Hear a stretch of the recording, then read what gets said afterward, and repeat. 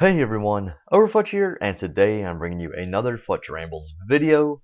So if you've never watched a Fletch Rambles video before, I highly recommend checking out some of the other ones, but of course you can always stick to this one. These are videos that you listen to while you skate, and all that good stuff. So getting right into this one's going to be, of course, the title will say, about Runefest, and there was so many good things about Runefest. If you guys were not able to actually watch the Runefest live stream, because on twitch.tv/RuneScape, the Jagex team live streamed their main stage where they did things like the rest of the year, the RuneScape reveals, good things like that, the old school reveals, all that stuff. And also, I will only be talking about the RuneScape 3 reveals. I will not be discussing the old school reveals, although I personally really liked a lot of them, and they look really good. I actually will mention one. They got Fossil Island coming up next year, and I'm actually really jealous about them getting Fossil Island, but we got something else really nice, so if you have not watched, there's one thing really nice, and I'm very happy about that one part, but I'll discuss that in the ramble itself. But anyways, let's get right into this ramble. And I also want to mention one thing. The RuneScape YouTube channel is slowly uploading the talks from Runefest, so probably within the next week, you should expect maybe all of the little talks that went on. Also the second stage stuff, because second stage stuff wasn't live streamed, but it was recorded, so you should be able to see that within the next week or two. So if you don't know where that is, you just go to RuneScape or to YouTube. Like, I think it should be just RuneScape, and probably just look up RuneScape, you'll find the channel. But I already released one of the videos, and I don't remember. I think it was the streamer Q&A. I don't remember exactly which one it was. I think it was that one though. But anyways, not too bad. But I personally listened to almost the entire thing.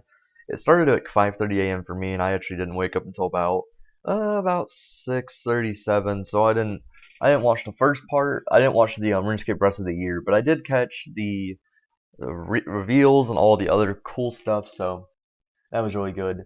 And my opinion for this Runefest compared to like the past ones, it's a pretty good one. They had some bigger reveals. They did some things I think are very smart, and they also even discussed a few things outside of Runefest about Runefest. So let's get right into it. Honestly, I keep saying that, but anyways, the first part we're going to be discussing is the RuneScape rest of the year. So we have three sections we're talking about. We're going to be talking about RuneScape's rest of the year, RuneScape Combat Showcase, and then the RuneScape Reveals. And of course, I always have my sources in the description if you guys want to check them out. Right now, I will be using, I have been a lot. I use one of my sources I use is these TLDWs made by I'm Rubik on Reddit, and usually, like I said, I watch them, but it's a lot easier for me to pull up these to make sure I don't forget anything for you guys. Anyways, let's start with the RuneScape rest of the year. So as it makes sense, or as the title suggests, the RuneScape rest of the year is where it discusses the last few months of the updates. So we have October, we have November, and we have December. And on the live stream, it told us what updates coming in what month. So October, it told us the 4 updates for the week, or for the month, sorry.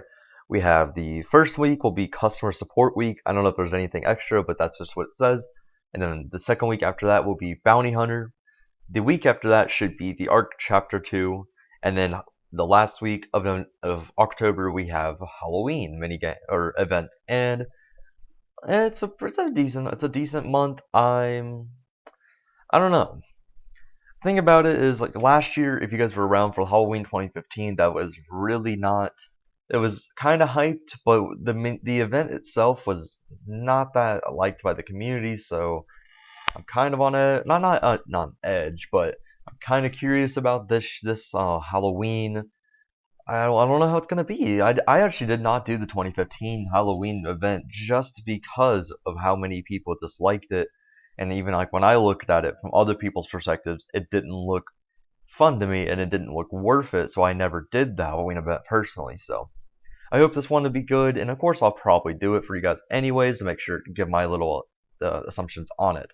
But anyways, other than that, the only other update for me this month, and the next month on October, is the Arc Chapter 2, which looks good, but we'll discuss in a few minutes about it.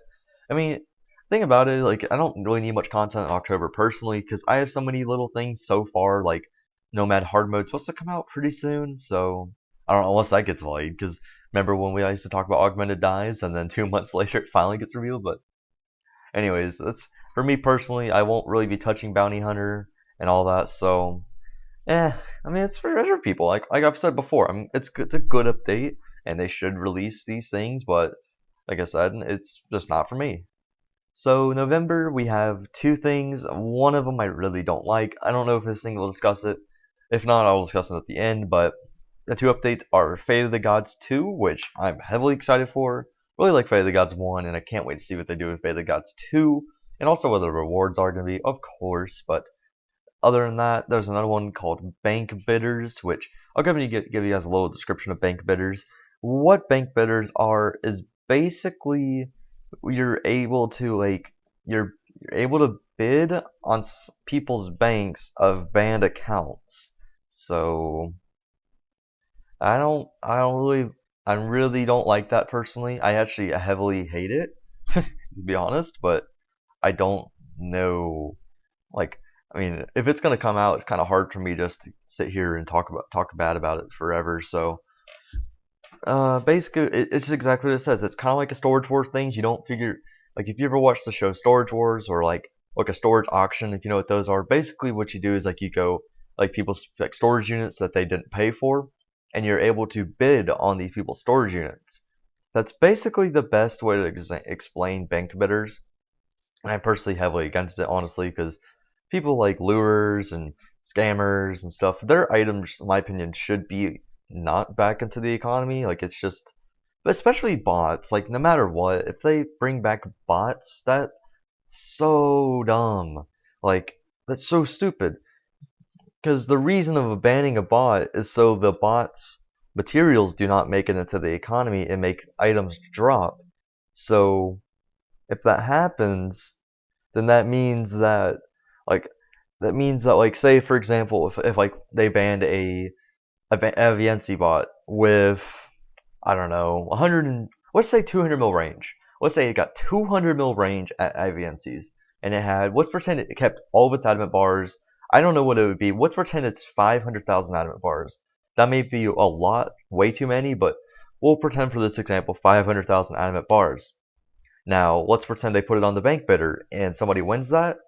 Then that means that those 500,000 adamant bars that that bot made are now going into the economy. That is just so dumb in my opinion. That's why. Like, I didn't watch this part of the live stream, so I can't confirm or deny if they said in it like maybe they won't do bots.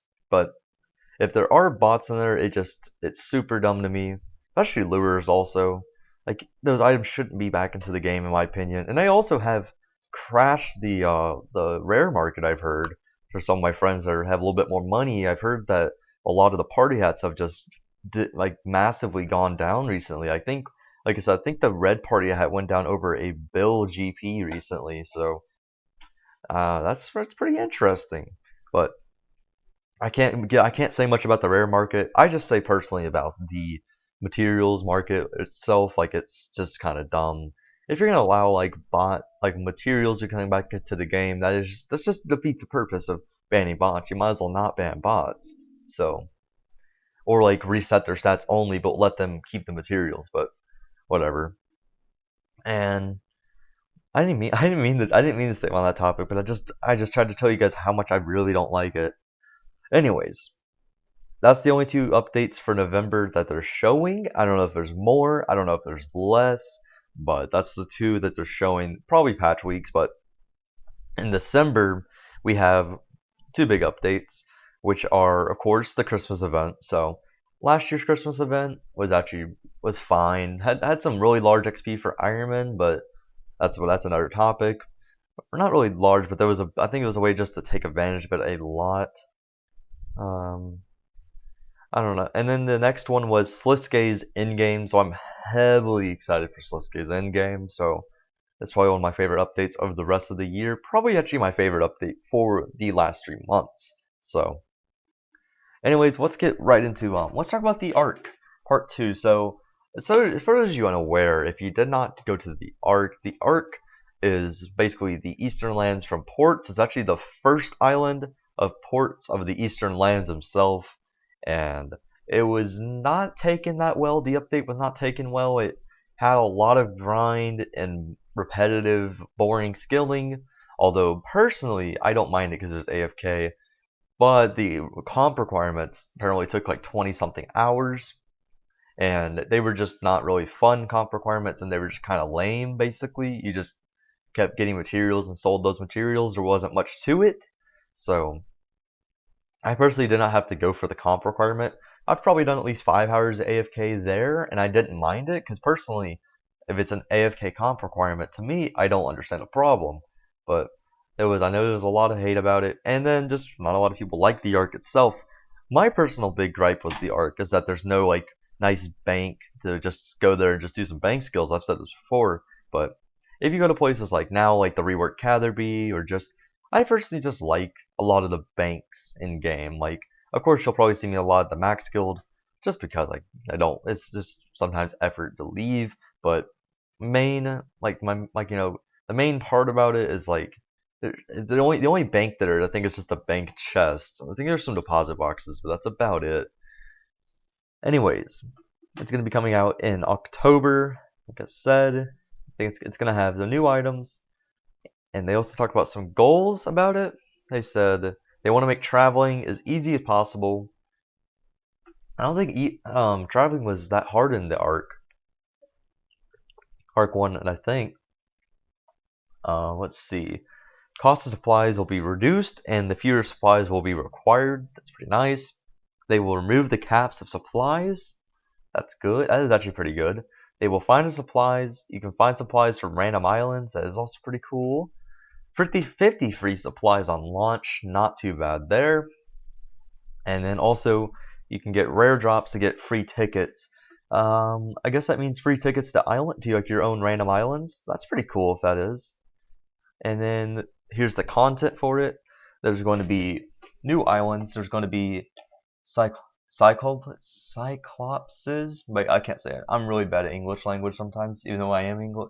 I speak the English language, my main language, but cyclosis, I don't, whatever. And then Goshima, toilet, is that actually spelled to make it sound like toilet? Really, Jagex? Anyways, and then there's a 4th island, that's the island that once were turtles, so very interesting names, just like the original arc. And also, there will be main islands, an Uncharted Isle skill. Oh, okay.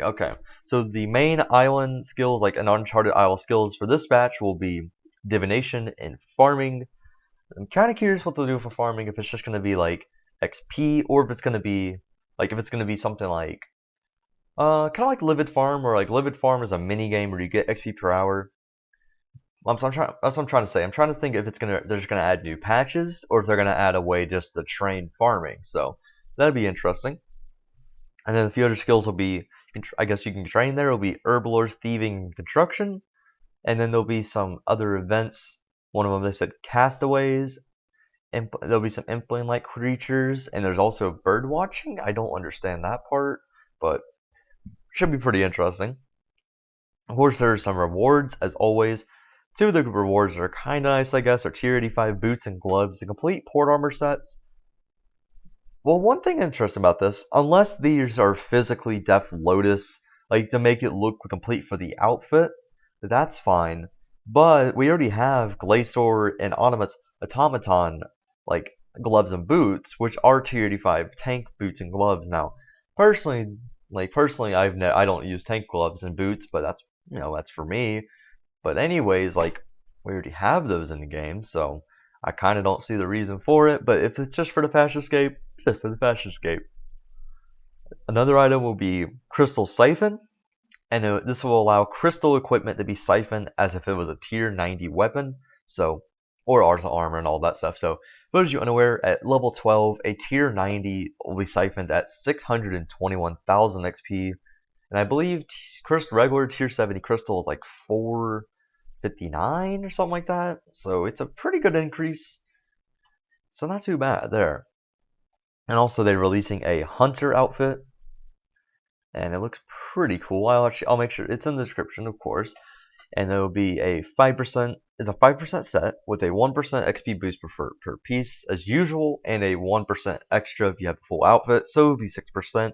And it stacks with the Yakti stick. So if you're unaware, the enhanced Yakti stick is from Charm Sprites, and that gives you 5% boost in Hunters. So with this outfit, you will get now 11%, which is actually a lot, honestly. But yeah, that's about it for Arc. I just hope it's not as repetitive as the first one, guys. But like honestly, I didn't mind Arc. Like like for those you unaware, if you don't watch my series, I did a ton of art hats. I killed about 6,000 for my first serious call and only serious call.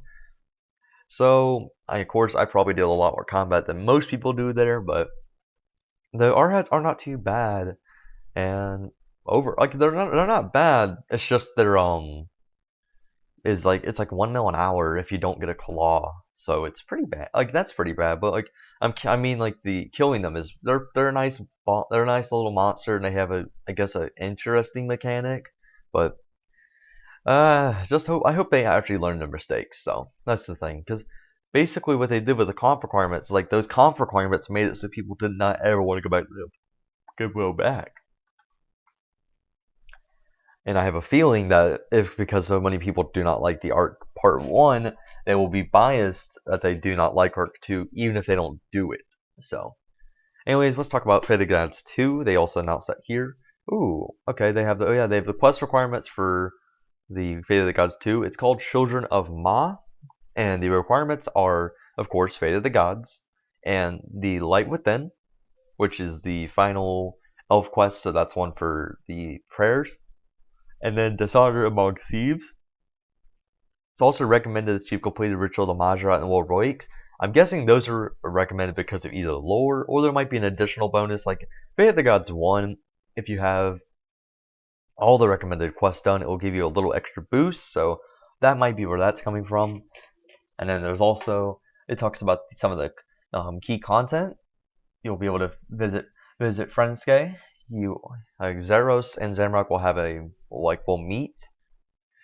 You'll be able to explore the past and future of the Majrats, and also apparently it's gonna be it's not gonna be just Zamrock, Zeros go up to each other like, hey bud, what's up? So it's supposed to be actually interesting. There's gonna be some extra content. Of course, there's Master Questscape requirements. Of course there is. You can gain access to the throne room. Not too bad. And you can also watch the betrayal of Zamrock stabbing Zaros, so that'll be really cool. That has a lot of quests, little lore stuff people always want to watch. And of course, the final quest of this year. Sorry, I'm all yawning. I don't know why. I yawn. It's noontime and I'm yawning. But anyways, the final quest for this year will be Sliske's Endgame, and this one has a bunch of requirements. So I will go through them right now. And the requirements are, I believe these are all the 6 age quests. So basically, if it's a 6 age quest, you probably need to do it for the Sliske's Endgame.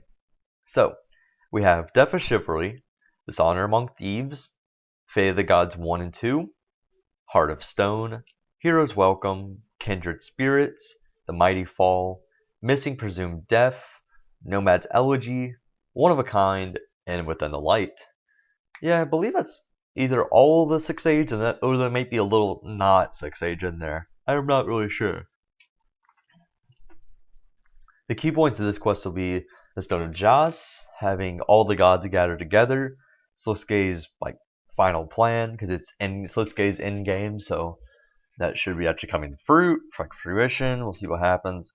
And also, apparently, our choices matter this time. So, those of you unaware, Jagex, RuneScape in general, is not a good game for quests that your decisions actually mean something. So, I'm really interested they finally make a quest where your decisions really matter. So, that's something, because in a lot of other games, if you actually make a decision, they actually give you a response. Here, it's kind of like you make all it does is dialogue differences. That's about it for most quests. There's a few quests, some older ones, but there's really nothing big, unless I'm wrong, but there really hasn't been too much, so I hope there'll be something pretty cool. And it's also a repeatable quest, and this quest will be different for every person. And the first playthrough is canon, and with the change decision factors available in later playthroughs. So I guess you'll be able to do all the other ones if you want to. And that is it for the quest. And then there's 3 bigger things, I guess. So the Halloween event, they're calling the Invention of Disaster. It's their working title, and it's an extension to the Dimension of Disaster, which is a pretty cool quest, honestly. So apparently it's invention, but disassembling living things. I don't. It's kind of curious about that. So that's a little interesting. But I guess we'll learn more when Halloween comes around. Of course, I'll talk about that later on. But there's also the bank bidders, the update I really don't like. But I've heard a lot of controversy about this update. I haven't heard many people love it. So I don't know. I'm gonna pull up this picture. Apparently, they had on a live stream of like what it looks like. But my opinion, it's just not. I just don't like it. It's kind of stupid, but whatever. So I guess you just get like an inventory of their stuff. I don't. I don't even understand. It's just dumb. Okay, whatever. So yeah, you have the ability to bid on the bank accounts of previously banned accounts. And it only will tell you the age, what they like to do, and it might give you their skill levels. So it says it has a raffle or bidding system. Is there both, or which one? Or they don't know. But and there's also a high roller version, a riskier version that could be live streamed. That's so stupid in my opinion. But I'm not trying to sit here and just like bash Jagex. I could do that another day. But yeah, I don't understand why. I don't understand why they're doing this, man. So anyways, I just got rudely interrupted by something in game. I don't want to tell you, but you might be able to guess. I don't know exactly how it's gonna work, but you'll find out next video. But anyways, I was talking about bank bidders, but honestly, I think I said enough. So let's move on from that, and we can also talk about the Christmas event. But anyways, so we don't have too much information on the Christmas one. Said it's going to be similar to last year's. It'll be 15-year oriented. There'll be story elements that unlock training methods, so probably like last year where it has really good OP Ironman stuff, but not too much for main accounts. And then also we'll have an advent calendar, kind of like probably like the beach. Speaking of the beach, they told Ironman that we would be able to get that loot beam like a month ago. And now no J-Mod wants to talk about it, so oh well, it doesn't look that good in my opinion, and it's apparently pretty buggy, so I'm actually partially glad Ironman can't get it, but it's still kind of dumb. Anyways, that is enough about the rest of the year. Now let's move on to the combat showcase. I don't know how fast we'll discuss this, because a lot of this I don't care much about, but okay. Actually, there's one thing. Combat console. I guess this is talking about what how the combat console itself is. They discuss future updates. They discuss improvements and solutions to issues, and they discuss and gather feedback from social media.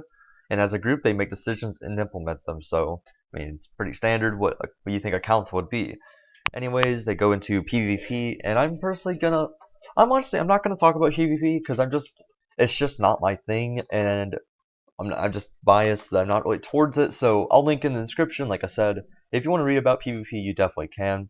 I've actually already gone over this kind of in some of my other rambles, so I don't care as much about it as, to be honest. Only thing I guess I'll talk about is it's kind of like old school RuneScape Bounty Hunter, where there's tiers of emblems. So 10 tiers of emblems. Yeah, I think I said that properly. So, anyways, that would be kind of cool, I guess. And just like old school RuneScape Bounty Hunter, you could trade on those points for reward store. And also, Bounty Hunter has an elo system. So I guess I'm not gonna really cover those, but. Anyways, I talk about some Telos stats. So, really interesting. There's been 596 pet drops of Telos, and I actually know somebody who has had 3 of those because they destroyed, I think, the first 2. I know that they at least destroyed 1. I'm pretty sure they destroyed 2. But anyways, like yeah, that's pretty cool. YWAI or Way, I don't know how you probably say that, had 3,000 KC at the time when they made this. Like, so he had the most KC. The highest kill streak was by Buffy with 86, and the highest in rage was by, of course, you got lit up by at 1,308. So, and they took design inspirations from all over the place, and they name a few in here, which is like anime. I mean, makes sense with the tentacles, man. But that movies and I guess other people, and they wanted to test our skills to the limit. That's why they did the enrage mechanic.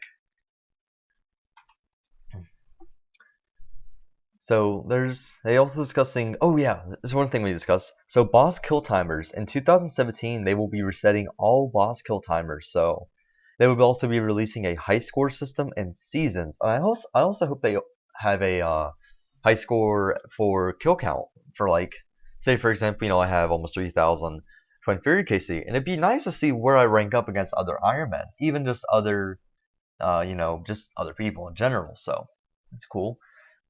And Slayer, low level Slayer, they want to even it out, make it a smooth curve.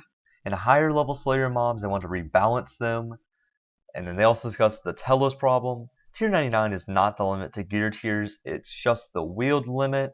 In the future, there could be up to 105 weapons, so that's pretty interesting. Actually, in my opinion, that should happen for a long time. They should, one, work on 92s, and then eventually add tier 99s, and then eventually even have maybe tier 97s, and then tier 99s. So the word 105 shouldn't even come out right now. Like 102 should come out before that, if anything. Like we shouldn't have, like, well, they did. I'm pretty sure they had tier 80 to tier 90 like in one go, and that was, my opinion, really dumb and should never have happened, but it did.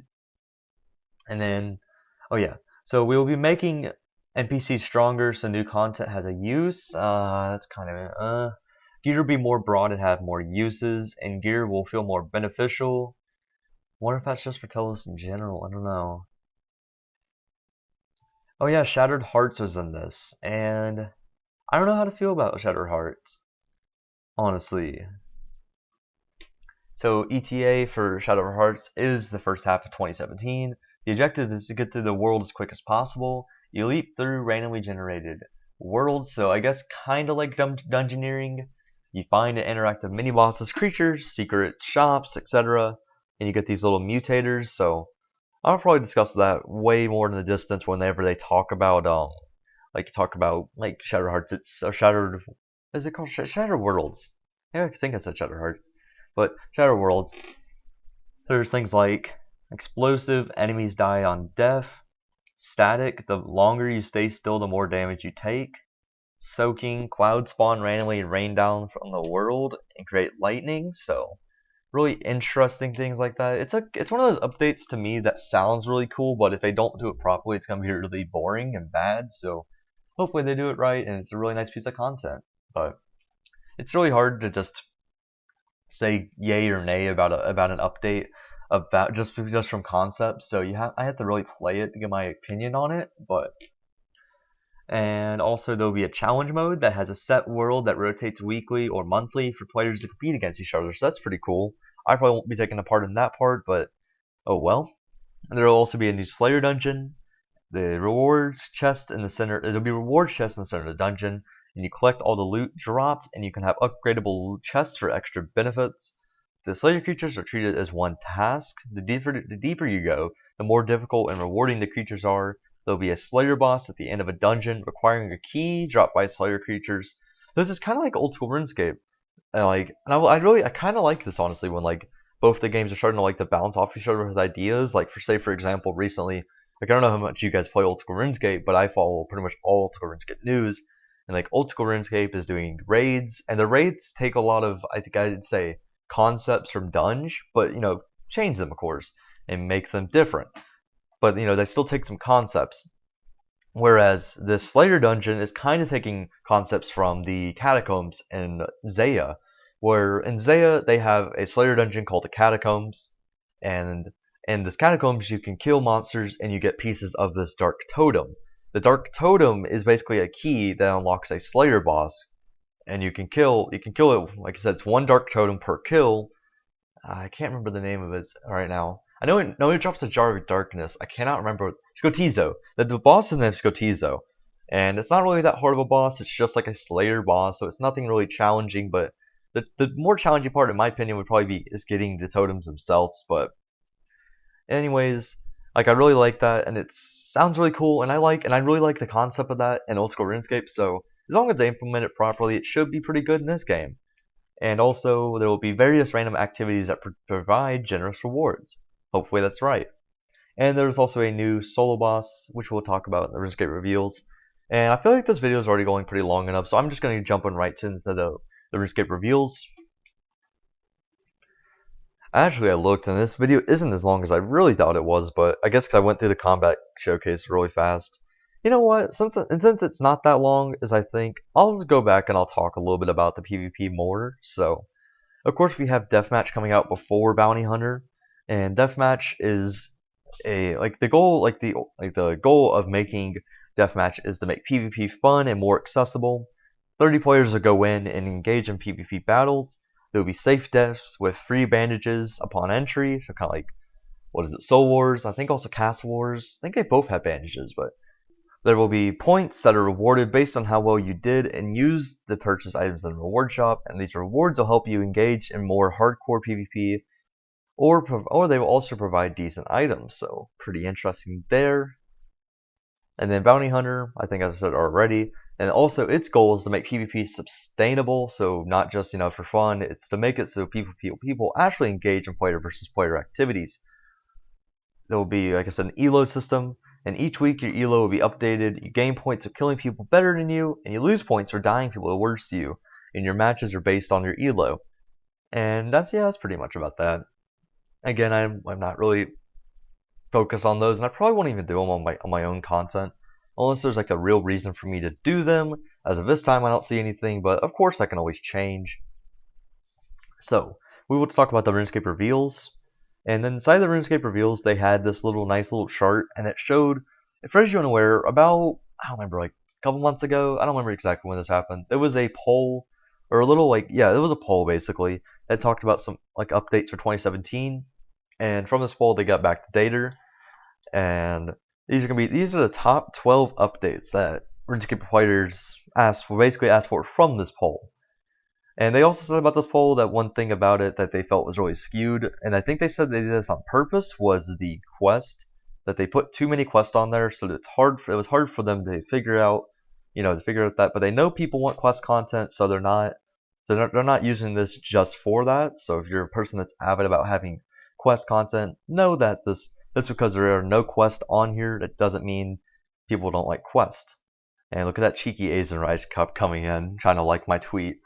I don't care, I'll leave that in. But anyway, so number one was of most weight, in total, was bank rework. Number two is agility rework. Number three, actually I'll go after this. We have weather system, Slayer skill to 120, a new solo boss, new Slayer dungeon, player-owned farm and greenhouse, mysterious continent, clue scroll overhaul, skilling pets, which have already come out by the way, construction and player-owned house reworks, and skill specializations.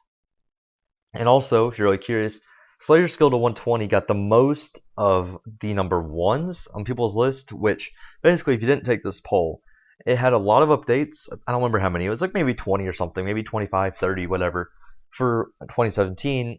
And it lets you rate them 1 to 12. So of course there was more than 12, so you only ranked your top 12. So Slayer for 120 got the most number ones of anyone's spots than any other skill or any other update. So the reworks are the most popular. Reworks are some of the most popular, and combat is the second most popular, and there's a few other places. And then, speaking of reworks, it's three that I think they're still confirmed for 2017, are the bank reworks, which will go out, in my opinion, about summerish. Maybe not summer, because now, well, we'll talk about it in a minute, but we basically know a big update's coming in June, and I'll talk about it in a second, just to make you have to watch a little bit longer, or listen a little bit longer, but we know an update's coming in June, a really big update, so maybe bank reworks will come in May or July, because you don't want to put all your updates in one basket. So there'll be unlimited tabs, there'll be placeholders, you'll have more presets, you'll cover colorization and design management. So very, very interesting. There's going to be a clue scroll rework. They will add a high score, offer a new tier of clue scrolls, which is the champion. So elite clue scroll, instead of elite clue scroll, you can get a champion clue scroll. You can have events such as clue scroll races. There will also be new god books, new rares, and new third age. The new third age is always everyone's favorite. So I'm kind of curious about how the new third age will look. I want some cool stuff. Maybe I don't know. I'm trying to think. When we think something crazy like, well in old school they have clues. They have the third age pickaxe, third age hatchet. So I don't know. We could go. We can go a step above, like clues like a third age maul, or trying to think something that we just don't have. I don't know, third age skilling outfit, or make it something. Just make it. I don't know. And just probably any just weapon we haven't had. I'm trying to think of something like old school doesn't have either. Maybe like a I don't know. I don't know. Maybe even new dyes. It'd be kind of interesting. Although I think we have too many dyes now. Oh, we don't have too many dyes, but we have enough. We don't need more dyes, so hopefully something else. And there'll also be the mining and smithing rework that they still want to do, and that will probably be coming out no matter what. And we also have the new solo boss, which, by the way, Mod Ollie actually tweeted out a few days after because people were kind of upset it was going to be a solo boss. And he said, after your feedback on the boss announcement, we've decided to remove the solo limitation and they may consider anywhere from 1 to 5 players for this boss. So it may be something like a Raxor where people can solo, but if you're able to do it with more people and you're able to do it properly, you get better kills and better rewards basically, because better kills per hour means better rewards. So that'll be interesting. But the new solo boss is going to be called the Ambassador, and this thing looks so freaking cool, man. Honestly, like it actually looks pretty cool. So and kind of like a Slender Man kind of feel. I think that's actually what I said in the live stream, but like actually really excited. I'm just excited for it just to see how it is. And honestly, also to get the boss pet because it looked really cool. The ambassador just looks really cool, and I actually really like a lot of the RuneScape music, so I'd like to hear the music for this. It's probably something really creepy. Maybe they'll release it in the desert. That'd be cool. But also have that. It's related to Zotak, and it's also, like I said, it's a horror theme. I don't know who Zotak is. I'm guessing something in RuneScape that I really can't think of right now. But anyways, yeah, we had Shadow Worlds we talked about earlier. It's like the attraction aversion. We're not gonna talk about that one too much because we already talked about it. And I don't know. That's an update where I need to really talk about it when we have like I don't know updates and we have visual updates and stuff. I don't know. I don't know how I feel about that update. I guess it'll work if it works basically. But now we have there's two things. There's two quests that they talked about. One of them is the Evil Dave quest, where Evil Dave will meet up with his buddy Zamorak. So that'll be pretty interesting. They put a pretty funny concept art on it. That was actually pretty funny. And then they had talking about Elder God quest, and their question was, what if Bick woke up? And I'm pretty sure what they're because the picture I know the concept art for this. And basically, I'm pretty sure which Elder God Bick is the one that sleeps under Intrana. So basically, if he woke up, the entire island of Intrana would just be ripped out of the sea, or ripped out like from its land, and just be on its back. And it's just imagine the entire island of Intrana. That's something's like back, like its shell basically. The thing is massive. So like basically, apparently, I think like the reason like think the reason that elder gods like are created, like they just want to siphon our energy. They don't really care for us. So basically, if that thing comes up, we're dead. So and also they also mentioned that Vic is a small elder god. So if he's small, oh, we're screwed because he's bigger than Tuska, and Tuska was massive. Like I can go and show you Tuska. Like Tuska's corpse, that thing was massive, and Virago had to save us from that. But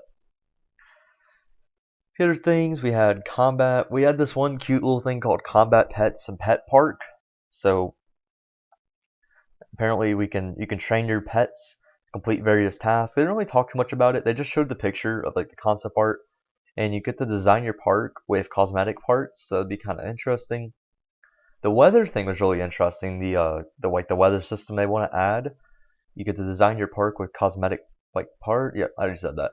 But oh yeah, dynamic weather. So you can have unique interactions based on the weather. So like maybe it'll help your magic, or maybe it'll help your your farming, or maybe a puddle appears and like there's like a new fishing spot, like a really rare fishing spot in there, like it's better than rocktails or something cool like that.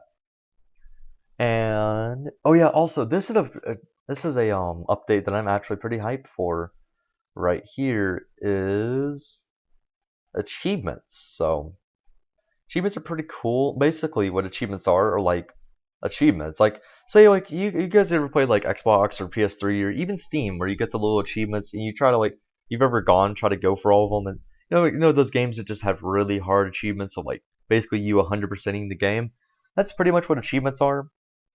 They have a it basically has a roadmap for you to follow, and you're able to max it out, and you'll complete like the total achievement score. It will introduce new areas and new content that's not limited to specific areas, and making achievements based on what players accomplish. So that's pretty cool. So maybe for example, Warden will be one of the achievements, and it looks pretty cool. And I think I saw some like interesting ones that are like equip all staffs in the game or something like that. Like that'd be some of these are gonna be really interesting on Ironman. Like honestly, this might like not revive like Ironman's not dead, but to me this will give me another new goal to go for is to start working on these achievements. So I don't know if there's any like real reason to do them. Like if they're gonna make it like if you get a reward for it or if it's just really cosmetic. I personally don't care as much. It's just cool to do it anyways. So that was one of my favorite little things. But okay, the big change in 2017. If you've been playing RuneScape, you know that like every week there's an update. Sometimes it's not a real update. It might just be patches. Of course it's an update, but you know what I mean where it's not like content. And basically they're gonna move away from that. They're gonna move away from that. We're going to move to RuneScape expansions. So an Elf City sized update every 3 months starting June. They will provide a larger impact and they will try to get it right the first time.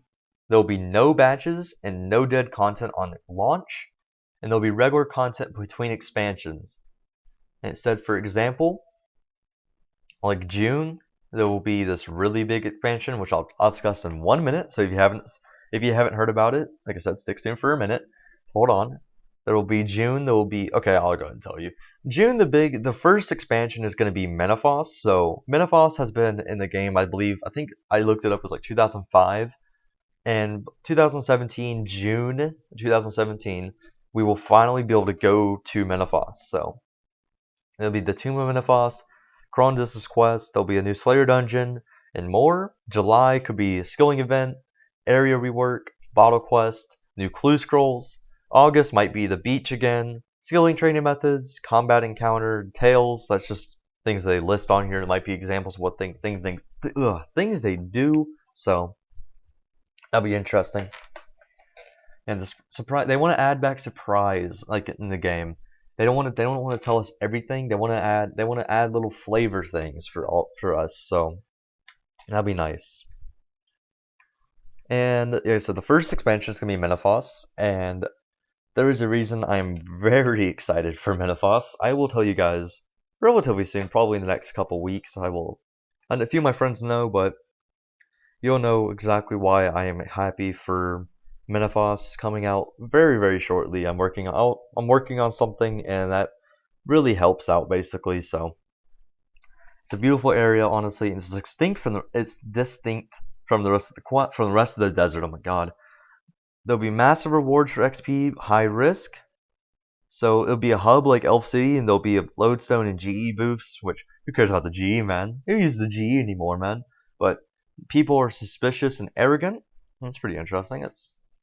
There'll be, like I said, there'll be a Corundus' quest. So that'll be really cool. There's gonna be the Tomb of Menethos. Amiscot is trying to tear everything apart, like in the city. The areas are destroyed and reveal agility or herbal team nearby for you to train. Kind of interesting. And also there will be Amiscot's Slayer dungeon. So I don't think they talked about it much, but we'll find out when it's getting closer to Menethos. Honestly, we'll learn. But Oh yeah, Slayer Cape. Yeah, if you also didn't know, Slayer's gonna be moved up to 120. So the only two skills right now as a 120 are 120 Dunge and 120 Invention. Slayer also will be joining them very, very shortly, and it'll be released alongside Menopause. So by June 2017, if you want to try to get the higher total level, you need 120 Slayer. By June, it's going to be released. Like I said, those who have Virtual level 120 will have it on release. Combat skills will still be at 99, and for the comp requirement, you have 3 months after June to achieve it. So basically, from the time of this ramble, you have over a year, or about a year, to get your comp cape back. So, in my opinion, it's really not a big deal. Slayer XP is already hugely fast XP per hour compared to like even a couple years ago. I think it's like you can easily get 300k XP an hour. In some tasks, you can get 500k XP an hour. Honestly, Erits, Erits. I believe even with Vessel Demons, you can get like over 400k. I know Erits you can get like over 500, but Ripper Demons you can get a ton. Archeon Mammoths you can get a ton. So there's a lot. There really is a lot of like XP per hour. And if they're gonna move it to 120 and they're gonna add new monsters between 99 and 120, the XP per hour is going to go up. So I don't think people realize that as much because I heard a lot of people really upset about it. But I don't think people understand how much that's going to go up.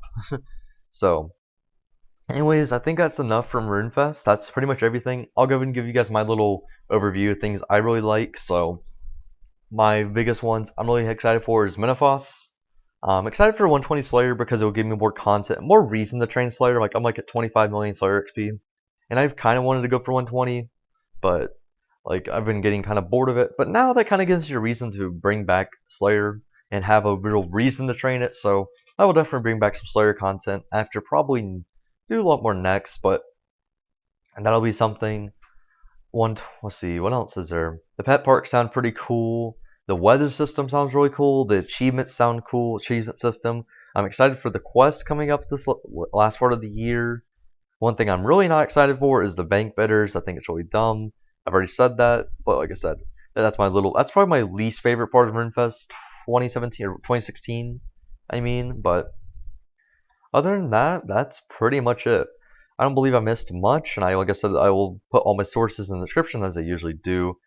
But anyways, guys, I think that'll be the end of today's ramble. If you did enjoy, make sure you check out some of the other ones if you haven't before. And there should be a new one probably sometime this week. And of course, there'll be more Ironman videos to come relatively soon. Anyways, though, that is it for me. And I will see you guys hopefully very soon with another ramble. Take care, everyone.